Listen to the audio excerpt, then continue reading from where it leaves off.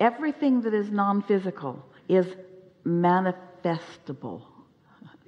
Don't make it separate. Let it come out where you can see it. You bring it to the seeable, hearable, smellable, tasteable, touchable, understandable in the way you mean it. You can feel the vortex and there's an understanding.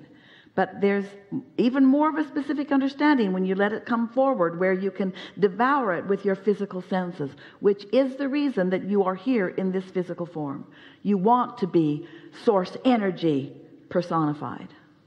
And I get that. It's sort of like a mechanistic question. I'm a chemist, and I've got an interest in chemistry and matter, condensed matter.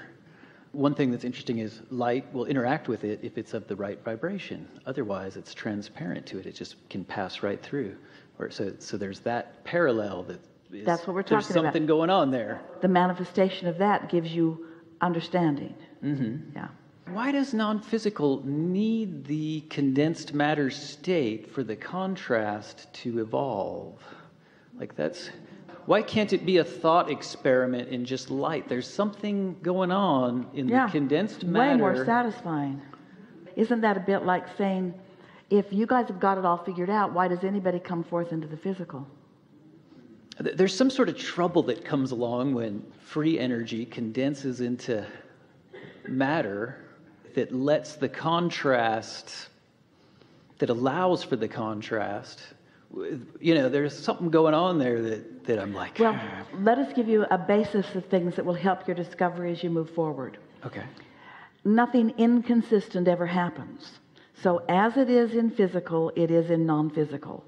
It's just that physical, it's like the magnifying glass has been put on the principles so that they are more tangible and therefore more seeable and therefore more understandable. So whatever you are seeing in the physical form, you must understand that non-physical must support it, or it could not be. It is that in the non-physical there is more diffusion of focus, and in the physical there is more specific of focus. A concentration. And you're right in this sense. You're exactly right in this sense. You're upon something very important in this sense. And someone asked the question just a little bit ago about there's the vortex of what is wanted, but is there a vortex of unwanted too? In this physical form, you get what you think about. And so there are rivers and streams and currents that are flowing that have momentum that if you're in the vicinity of them, you can become a part of. We're talking about the physical format. This vibrational vortex that we're talking about, that is a vibrational match to who you really are, to that source energy part of you. Through life, you have sorted and sifted and synthesized and come to the conclusions of what is wanted.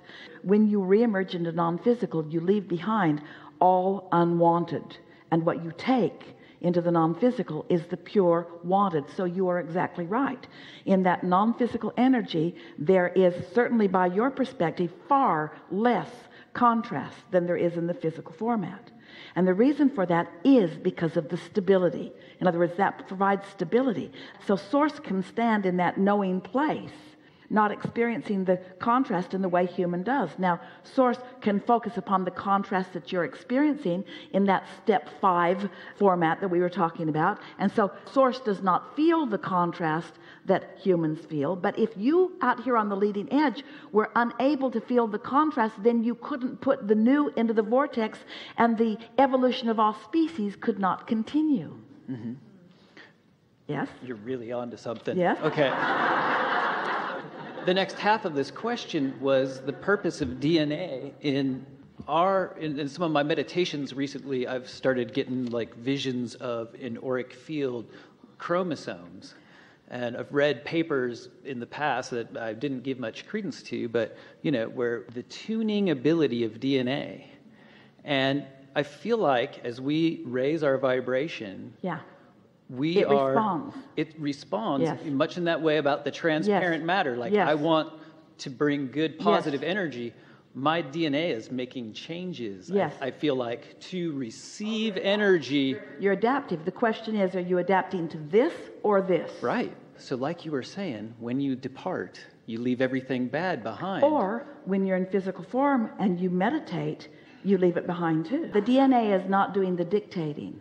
It is adapting to the vibration. But is there not some sort of nascent baggage or things that you have to deal with? Like, No, just hindering beliefs that you pass along from one another in your physical form. It's all part of the contrast, and it's all good. In other words, so there's this basis that you're born into, and there's this basis that you come from. And the deliciousness of life is finding the balance in all of that. And everything that we teach is about letting this be dominant. But you got to know about it first. You got to find some way of hooking into it in an understanding way. so am I wrong in thinking that if we live a life where we are altering our DNA and pulling more and more positive energy into our being non-transparent, but absorbing that energy, does it You're not wrong. It's exactly right. In fact, the evolution of your species is including all of that. Your adaptability, that's what that's all about. But is there a change that can occur in the DNA that can then Yes. be passed on? Isn't that the process? It already has been. It's hard for you to see it because it's gradual, and it's hard for you to define it because scientists are so busy looking at what has been that they're not able to see what is becoming, and they need it to be manifested before they see it and take note of it when it's in the vibrational ethers all along and you could sense it and know it. But yes, that adaptability, that evolution, that's what all of that is about.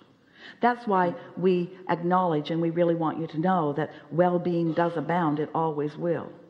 There's so much that you worry about that you need not worry about. Once you find it and validate it through your undeniable evidence, then it's harder for it to be refuted. But most are so busy looking at the existence of the evidence that they don't find anything new.